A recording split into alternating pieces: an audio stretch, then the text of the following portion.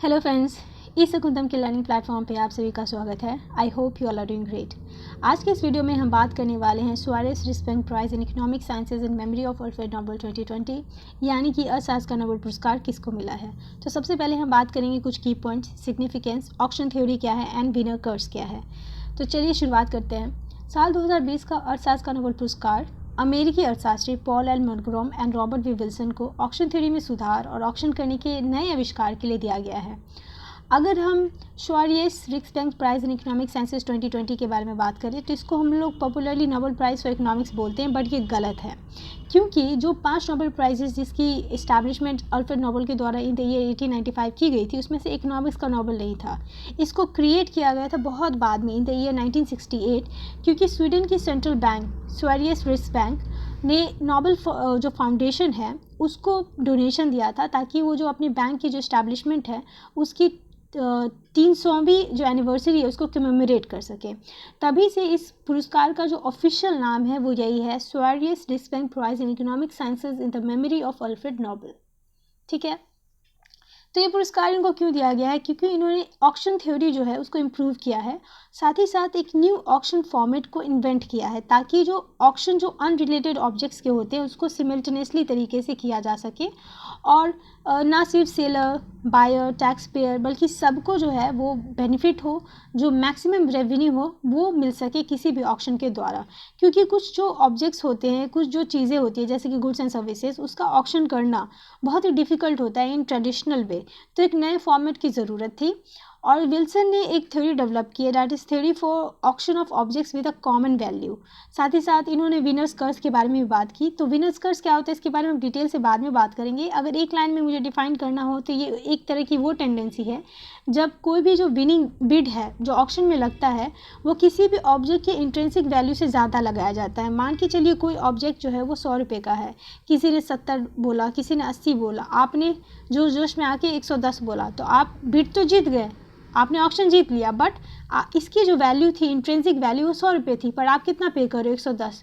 तो आपको क्या हुआ? लॉस। तो आप जीत के भी हार गए। दैट इज़ कॉल्ड विनर्स कर्स। तो यही जो है इन्होंने इसको जनरलाइज करने की कोशिश की है। तो हम अपना जो बेसिक कॉन्सेप्ट है पहले उसको क्लियर करते हैं कि ऑक्शन क्या होता है। नीलामी तो नीलामी होती है, इसमें ऐसा क्या खास है? तो देखिए, पूरे काम को समझने से पहले ये समझिए कि नीलामी को लेकर हमारी समझ क्या कहती है। अमूमन हम नीलामी जो ऑक्शन जो होती है किसी भी जायदाद या किसी सामान की ऑक्शन से ज़्यादा हम रिलेट करते हैं। मिसाल के तौर पे लेट्स जस्ट से कि कोई एक्स है, उसने अगर बैंक से लोन लिया है और उसको नहीं लौटा पाया तो बैंक उनकी प्रॉपर्टी कारोबार को सीज कर देगी और उसको जो है वो मार्केट में नीलाम कर दिया जाएगा। नीलामी के कारणों को लेकर हमारी समझ यहीं तक है। इसके बाद आती है ऑक्शन की प्रक्रिया, यानी कि नीलामी की प्रक्रिया। इसका भी सीधा साधा सही हिसाब है कि मान लीजिए उसने एक्स जो लोन नहीं दे पाया, उसको जो है वो 100 रुपये की देनदारी थी, तो बैंक ने प्रॉपर्टी को नीलाम करने के लिए रखी और उसका बेस प्राइस जो है यानी कि कम से कम जो कीमत है वो 60 करोड़ के आसपास रखी। तो प्रॉपर्टी की कीमत कितनी है? 100 करोड़। बेस प्राइस कितनी है? 60 करोड़। किसी वाई ने इसकी बोली जो है वो 70 लगाई, किसी जेड ने इसकी बोली 75 लगाई, किसी डब्ल्यू ने इसकी बोली जो है वो 80 लगाई। सबसे ज़्यादा इसने बोली लगाई तो ये जीत गया। तो हमारी जो सोच है रिगार्डिंग ऑक्शन के प्रोसीजर वो यही है कि जो सबसे ज़्यादा बिडिंग करता है वो जीत जाता है। पर ये थोड़ा सा ज़्यादा कॉम्प्लेक्स है क्योंकि वक्त के साथ जो नीलामी जो ऑक्शन के जो तरीके हैं वो बदले हैं। कुछ समय पहले तक सिर्फ मुश्किल में पड़े लोग ही नीलामी करते दिखते थे, लेकिन अब इसका दायरा काफ़ी बढ़ गया है। अब सरकारें भी ऐसा ही कुछ नीलामी करती है जिनकी बिक्री और ख़रीदारी बहुत ही जटिल है। मिसाल के तौर पर अगर हम टेलीकॉम स्पेक्ट्रम का ही मामला ले लें, अभी भी न्यूज़ में आया था कि 5G जो स्पेक्ट्रम है, जो बैंडविड्थ है, उसको उन्होंने पोस्टपोन कर दिया है। तो जो बिगनिंग में जो सरकारें थी ना, वो टेलीकॉम का स्पेक्ट्रम ऐसे बांटती थी जैसे कि ब्यूटी कॉन्टेस्ट, जैसे कि जो भी कंपनी खूबसूरत प्लान के साथ आएगा उनको स्पेक्ट्रम दे दिया जाएगा। इससे सरकार में जो है ना सिफारिश होने लगी, बैक चैनलिंग होने लगी, लॉबिंग होने लगी और जितनी भी उनकी जो कोशिश थी वो सब बेकार हो गई। तो उसके बाद सरकार जो है वो वापस से जो आम नीलामी के जो तरीके होते हैं, नॉर्मल प्रोसीजर, उसको अपनाने लगी। पर इसका भी एक बुराई हुआ क्या कि अब जो बोली है वो महंगी लगने लगी, तो नीचे जो फ़ायदा होना चाहिए था वो हुआ नहीं, तो पूरा का पूरा सिस्टम ही बिगड़ गया। तो असल में होता यह है ना कि सरकार जब स्पेक्ट्रम की नीलामी करती है तो उनका जो ऑब्जेक्टिव होता है, उनका जो मोटिव होता है वो बैंक से डिफरेंट होता है। बैंक को तो सिर्फ अपना पैसा वापस चाहिए जो उसने दिया है, बट सरकार को पैसा भी वापस चाहिए, साथ ही साथ उसको जनता का भी ख्याल रखना। अगर हम यहाँ पे टेलीकॉम इंडस्ट्री की बात लें, आपको पता है टेलीकॉम इंडस्ट्री में कितना कंपटीशन है। अगर बिडिंग बहुत हाई होती है, मतलब उन्होंने बहुत महंगी बोली लगा के स्पेक्ट्रम खरीदा, तो सर्विसेज वो सस्ती कैसे देंगे? अगर वो सर्विसेज अपनी सस्ती देगा मतलब वो खुद घाटे में जा रहा है, अगर सर्विसेज वो महंगी देगा मतलब जनता जो है वो त्राहिमाम करेगी। तो ये बहुत ही कॉम्प्लेक्स प्रोसेस हो जाता है ये जो ऑक्शन का है। अब हम बात करने वाले हैं विनर्स कर्स के बारे में। तो बात थी 1971 की, जब अमेरिकी पेट्रोलियम इंजीनियर कैंपेन, क्लेप और कैम्पबेल ने हाई रिस्क मामलों में नीलामी को लेकर एक रिसर्च पेपर जो है वो पब्लिश किया था। इसमें पहली बार विनर्स कर्स या जीतने वाले अभिशाप के बारे में जिक्र हुआ था। उनका कहना ये था कि नीलामी में जो जीतता है ज़रूरी नहीं है कि वो फ़ायदे में रहे। मैंने आपको कहा ना कि जो आपका इंट्रिंसिक वैल्यू आप उससे ज़्यादा देते हो तो फ़ायदे में तो आप रहोगे ही नहीं। तो कई बार जो वस्तु की जो कीमत लगाई जाती है उसको सही से आप मापते नहीं हो, उसको सही से आप इवैल्यूएट नहीं करते हो। लेट्स जस्ट से कि 100 करोड़ की प्रॉपर्टी जो मैंने आपको एग्जांपल दिया उसको उसने 80 करोड़ में ख़रीदा, तो उसने फ़ायदा कमाया, पर ऐसा हर केस में नहीं होता। जैसे कि चलिए कि आप कोई ऑयल फील्ड खरीदना चाहते हैं, आपको लगता है कि हाँ यहाँ पे ऑयल मिल सकता है। मैं आपको पाकिस्तान का एग्जाम्पल देती हूँ। बलूचिस्तान में एक था कि वहाँ पर बहुत ज़्यादा ऑयल रिजर्व है, वहाँ पर उन्होंने खुदाई की, अंतिम में उनको कुछ नहीं मिला। तो फेस वैल्यू क्या था कि यहाँ पर बहुत ज़्यादा रिसोर्सेज है, ठीक है, इस तरह की चीज़ों का। तो आपने नीलामी की, आपने वो ऑयल फील्ड खरीदा और बाद में आपको 100 करोड़ का भी वहाँ से ऑयल नहीं मिला, कुछ नहीं मिला, तो आपको क्या हो गया? आपको लॉस हो गया।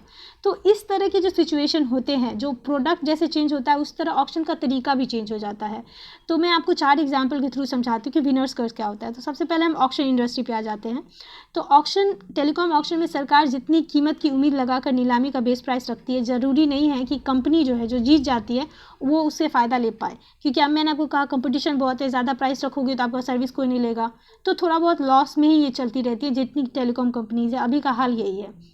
दूसरी चीज़ है कि जब भी आप कोई कंपनी को लेते हो, कंपनी को कोई कंपनी टेक ओवर करती है, तो जो आईपीओ वैल्यू होती है, जो मार्केट वैल्यू होती है, उससे ज़्यादा आपको दिखाया जाता है कि कंपनी ये है वो है। और जब आप खरीद लेते हो तो आपको पता चलता है कि अच्छा कंपनी के क्राउन ज्वेल्स तो है ही नहीं, मार्केट वैल्यू ओवर एस्टिमेटेड है। तो वहाँ पे क्या हुआ? जीत के भी आप हार गए। सिमिलरली जो ऑनलाइन जो विज्ञापन होते हैं, जो एडवर्टाइजमेंट दिया जाता है, तो उसमें चेक किया जाता है कि कितने सारे आपको क्लिक्स मिल रहे हैं। तो ज़रूरी नहीं है कि जो क्लिक्स आपको आज मिल रहे हैं 1 महीना बाद भी आपको वही मिले। आजकल तो बॉयकॉट का ट्रेंड है, तो लोग अगर बॉयकॉट करना शुरू कर देंगे तो फिर आपको एक तरह से क्या है, अनसर्टेनिटी है, बट आपको एडवर्टाइजमेंट के पैसे एक मुश्त मिल जाते हैं। तो यहाँ पे भी क्या हुआ? जीत के भी आप हार गए। इसी तरह खेल की एजेंसीज़ है, जैसे कि जैसे एग्जांपल ले लेते हैं कोहली का। उसने कोई एडवर्टाइजमेंट एजेंसी को उसने साइन किया ब्रांड वैल्यू के नाम पे, बाद में पता चला कोहली ने अच्छा परफॉर्म नहीं किया, लोग उसको बॉयकॉट कर रहे हैं, तो ऐड कंपनी को तो लॉस हो गया ना, उसने तो फेस वैल्यू पे पैसे दिए थे। तो ये जो अनसर्टेनिटी है, ये जो आप सही से वैल्यू एस्टिमेट नहीं कर पाते हो, ये 2 प्रॉब्लम्स है जब ऑक्शन की बात आती है। तो इसी को हम कहते हैं विनर्स कर्स। ये पिक्चर से आप समझ सकते हैं कि ये देखिए, ये इसने सबसे ज़्यादा ऑक्शन किया, पर ये अभी भी चिंतित दिख रहा है क्योंकि इसने इस जो इंट्रिंसिक वैल्यू है उससे ज़्यादा इसने ऑक्शन में अपने पैसे कर दिया, तो ये जीत के भी हार गया। दैट इज़ कॉल्ड विनर्स कर्स। अब इसका सॉल्यूशन जो इन साइंटिस्टों ने दिया है वो 3 वेरिएबल्स, इनका कहना है कि जब कोई ऑक्शन डिज़ाइन किया जाता है तो 3 वेरिएबल्स है जिसको आपको दिमाग में रखना होगा। तो ऐसे ही जीतने वाले, मतलब ये जो विनर्स कर्स है उसे बचाने के लिए पॉल एंड मिलग्रॉम और रॉबर्ट वी विल्सन ने बिडिंग या ऑक्शन के तरीकों पर रिसर्च की। उन्होंने विनर्स कर्स के अलावा दूसरी ऐसी चीज़ों पर भी गौर किया जिसमें सुधार की ज़रूरत है। इसके बाद उन्होंने डिटेल रिसर्च पेश की जिसके अनुसार नीलामी का जो डिज़ाइन है, ऑक्शन का जो डिज़ाइन है, उसको डिज़ाइन करते वक्त कुछ बातों का ख्याल रखना चाहिए। 3 वेरिएबल्स का आपको ख्याल रखना चाहिए। सबसे पहला वेरिएबल क्या है कि जब भी ऑक्शन के तरीके में बदलाव होगा, बोली लगाने वाले के व्यवहार में भी बदलाव होगा। फॉर एग्जांपल, जब ऑक्शन जो है किसी बंद लिफाफे के सिस्टम के थ्रू होती है तो बोली जो है वो दूसरे तरीके से लगाई जाती है, पर जब खुलेआम लोग सबके सामने बोली लगाते हैं तो बिहेवियर थोड़ा सा चेंज हो जाता है। तो ऐसे व्यवहार को ध्यान में रख के बिडिंग का जो डिज़ाइन है वो तैयार करना चाहिए, यानी कि rules of auction, closed and sealed, single bid versus multiple bids, इसका हमको ख्याल रखना चाहिए। दूसरी चीज़ जो इन्होंने कही है वो ये कि जब हम गुड्स एंड सर्विसेज की जो ऑक्शन करते हैं तो कम्प्लीटली दूसरा मामला हो जाता है। टेलीकॉम स्पेक्ट्रम या तेल के कुएं की जो ऑक्शन होती है उसमें उसकी जो कीमत है उसका एस्टिमेशन करना बड़ा मुश्किल होता है, उसकी कीमत बंद मुट्ठी की तरह होती है, तो उसका जो सही वैल्यू है उसका इवैल्यूएशन करना बड़ा मुश्किल होता है। तो ऐसे में नीलामी करने वाले की उम्मीद और बोली लगाने वाले के लिए विनर्स कर्स को समझकर ही वैल्यू आंकी जानी चाहिए। तो जो बोली लगाएगा उसके मन में एक प्राइवेट वैल्यू होगी और ये वैल्यू स्पेक्ट्रम या तेल के कुएं जैसी चीज़ के लिए एक जैसी हो सकती है, क्योंकि सभी बोली लगाने वाले एक ही इंडस्ट्री के होंगे। तो इन चीज़ों का ख्याल रखना होगा, यानी कि correct estimation of the price. Second thing है कि जैसे कोई पेंटिंग है तो मैं उसको ख़रीदने जा रही हूँ, तो मुझे लगता है इस पेंटिंग का ये दाम होना चाहिए, पर जिसने पेंट किया है उसको लगता है नहीं मेरा ये दाम होना चाहिए। तो ये जो होता है डिफरेंस, इसका भी आपको ध्यान रखना पड़ेगा कि आप क्या सोच रहे हो। कोई भी पेंटर तो सोचेगा ना कि मैं तो सीधे पिकासो हूँ, पर मुझे वो नहीं दिखेगा। तो ये जो होता है उसका भी आपको ध्यान में रखना पड़ेगा।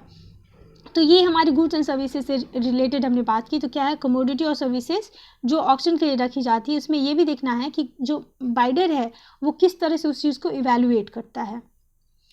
एंड जो थर्ड चीज़ उन्होंने कही अनसर्टेनिटी वाली बात, अनिश्चितता वाली बात, जो मैंने आपको एड कंपनीज के थ्रू समझाई थी कि ऑक्शन को डिज़ाइन करते समय अनसर्टेनिटी जो है, जो अनिश्चितता है, उसको भी ध्यान में रखना चाहिए। किसी भी बोली लगाने के पास नीलामी के सामान के बारे में क्या जानकारी है या किसी दूसरी बोली लगाने वाले का नीलामी से होने वाली चीज़ से क्या संबंध है। जैसे कि मान के चलिए आपको प्रॉपर्टी के बारे में कोई नॉलेज नहीं है और आप प्रॉपर्टी की बीडिंग करने चले गए हो, तो ऑब्वियसली जिस इंसान को उसके बारे में पता है वो फ़ायदे में रहेगा, आप नुकसान में रहोगे। हो सकता है विनर्स कर्स से जूझ जाओ, आप होश में बहुत ज़्यादा लगा लो, पर कोई जिसको प्रॉपर्टी के बारे में मालूम है कि अच्छा इस प्रॉपर्टी की एक हिस्टोरिकल इसका इम्पोर्टेंस है, तो वो ज़्यादा अच्छे तरीके से ऑक्शन में पार्टिसिपेट करेगा बजाय आपके। तो जिस चीज़ के ऑक्शन में आप पार्टिसिपेट करें उस चीज़ के बारे में नॉलेज होना ज़रूरी है, यानी कि अनसर्टेनिटी से बचने के लिए आपको उस चीज़ के बारे में इन डेप्थ नॉलेज होना चाहिए। आपको पता है कि किसी भी खिलाड़ी के बारे में कि ये अभी फॉर्म में है या नहीं है, बस आपने उसके फेस वैल्यू पे उस पर लगा दिए पैसे उसके एडवर्टाइजमेंट में, बाद में आपको पता चला वो फ्लॉप हो गया।